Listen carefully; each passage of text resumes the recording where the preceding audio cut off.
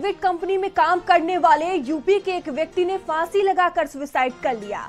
उसने अपने पीछे 24 पेज का सुसाइड नोट भी छोड़ा है, जिसमें अपनी पत्नी और उसके रिश्तेदार पर हैरेसमेंट का आरोप लगाया है। उन्होंने पत्नी पर आरोप लगाया कि उसने मेरे खिलाफ कई केस दर्ज कराए हैं और अब 3 करोड़ रुपए की डिमांड कर रही है। अतुल सुभाष बेंगलुरु सिटी में महिंद्रा एंड महिंद्रा कंपनी में आर्टिफिशियल इंटेलिजेंस में डीजीएम के पद पर काम कर रहे थे। हाँ, बेंगलुरु में। और देखिए, अतुल सुभाष सुसाइड केस में केस दर्ज हुआ है।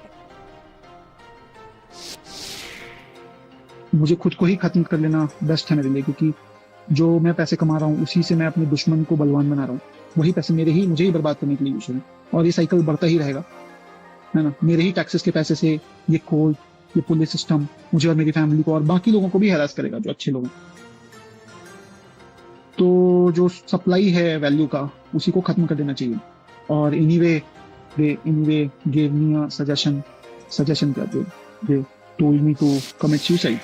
तो कहा कि पापा वहाँ का जो मीडिएशन का जो जज है, चाहे जो भी लोग है, वकील है, चाहे जज है, जो भी है, वो वहाँ की कानून व्यवस्था जो लॉ है अपने भारत का, उस लॉ से नहीं चलता है। लोग उस लॉ को मानता ही नहीं है। जो ये बता रहा था कि इस धारा में ये लॉ होना चाहिए, तो वो उसको हाई कोर्ट के, सुप्रीम कोर्ट के लॉ को भी नहीं मानता था। क्या बोले थे आपके बेटा आपको? उनको हो क्या रहा था? उनको कुछ नहीं, उनको तो 40 बार बेंगलोर, कम से कम 40 बार गया होगा बेंगलोर से जौनपुर। और मैंने इतनी धारा उस पर, एक खत्म हो जाता था केस तो दूसरा लगा देती थी। एकदम 100% सच है, 100% सच है। शहीद भगत सिंह ने एक देश को जगाया था। मेरा भाई भी कुछ ऐसा ही करना चाहता है, कि लोगों को जगाना चाहता है कि कैसे परेशान किया जा रहा है, कैसे लोगों को शादी करके बर्बाद किया जा रहा है। इवन इन सुसाइडल नोट उसने अंतिम इच्छा यही लिखी है कि अगर मैं सिस्टम से और इन सब चीज़ों से जीत गया तो मेरी अस्थियां गंगा में बहाई जाए। अगर मैं इस सिस्टम से हार गया तो कोर्ट के बाहर जो गटर हो उसमें मेरी अस्थियां बहा दी जाए। 2 साल के अंदर उसने इतने नंबर ऑफ के मतलब उसके डेट्स पड़े हैं, बिकॉज कि वहाँ एक कोई जज हैं जो लेडी हैं। वो लेडी तो हैं, तो ऐसा जज के पोस्ट पे सिर्फ ऐसा नहीं होना चाहिए कि वो आप लड़कियों को सिर्फ के फेवर में बात करो। आप देयर शुड बी, आप एक पोजीशन पे जब बैठ जाते हो वहाँ पे आपको न्याय करना होता है, चाहे वो लड़कियों के लिए के पक्ष में हो या लड़के के पक्ष में हो, based on the facts, not कि प्रताड़ित क्यों गया है। क्योंकि इंडिया का सिस्टम ऐसा है, इंडिया का कानून ऐसा है कि जिसमें ऐसा दिखाया जाता है कि लड़कियां ही प्रताड़ित की गई हैं। ऐसा क्यों? लड़के प्रताड़ित नहीं हो सकते क्या? 34-year-old young techie Atul Subhash committed suicide in Bengaluru, and he has left behind a suicide note.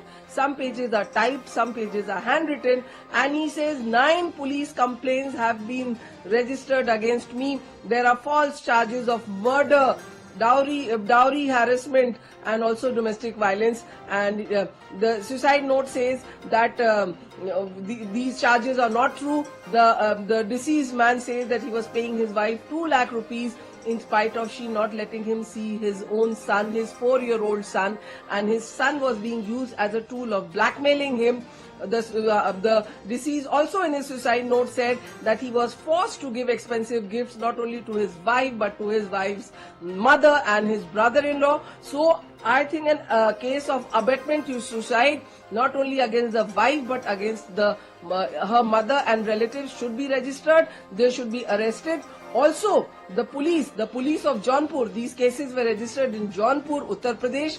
The police, all those police officers who wrote these false cases, FIR should be registered against them for making a false case, because the wife has accepted that her father was not murdered but died of heart attack. ऐसे ही पुरुष मरते जा रहे हैं। अतुल सुभाष कोई पहला नाम नहीं है।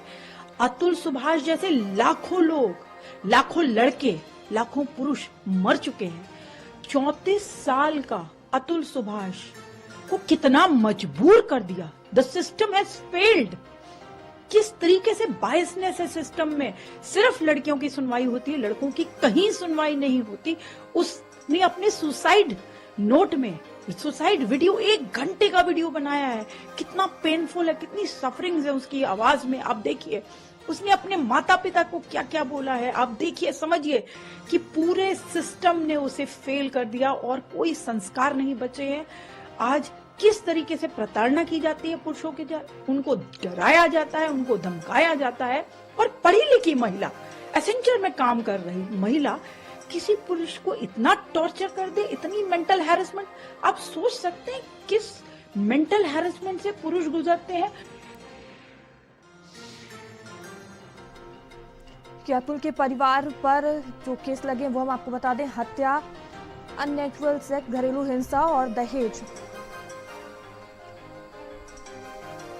तो घरेलू हिंसा और दहेज और हत्या के प्रयास का ही जो केस है वो दर्ज किया गया है।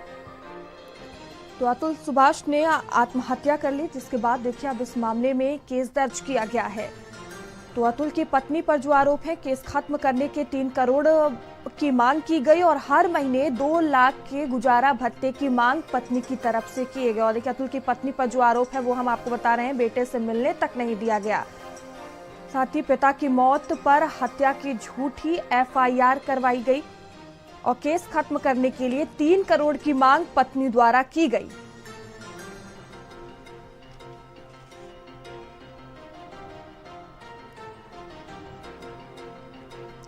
तो मौत का जिम्मेदार कौन? प्रिंसिपल जज रीता कौशिक, फैमिली कोर्ट। और देखिए निशा सिंघानिया ये अतुल की सास हैं और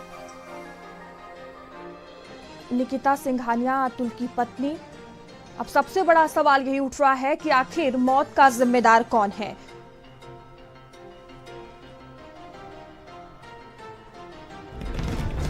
और इसी बीच बड़ी खबर सामने आ रही है, जो अतुल सुभाष सुसाइड केस में केस दर्ज हुआ है। बेंगलुरु से ये बड़ी खबर आपको बता रहे हैं, निकिता सिंघानिया के खिलाफ FIR लिखी गई है। तो इस मामले में केस दर्ज किया गया है। सुभाष के भाई विकास की तहरीर पर मुकदमा दर्ज किया गया है। तो देखिए इसमें तहरीर दी गई है, जिसके बाद मुकदमा दर्ज किया गया है। 4 लोगों के खिलाफ गंभीर धाराओं में केस दर्ज हुआ है। निकिता, उसकी मां और भाई और अंकल का नाम है। और अतुल सुभाष सुसाइड केस में FIR दर्ज की गई है। इस वक्त ये बड़ी खबर आपको बता रहे हैं, पुलिस अब इस मामले में जांच पड़ताल कर रही है। इस मामले में FIR दर्ज की गई है। निकिता सिंघानिया के खिलाफ FIR लिखी गई है।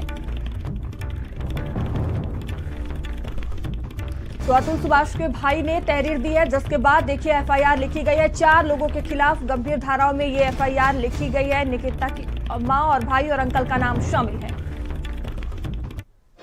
और चलिए आगे बढ़ेंगे।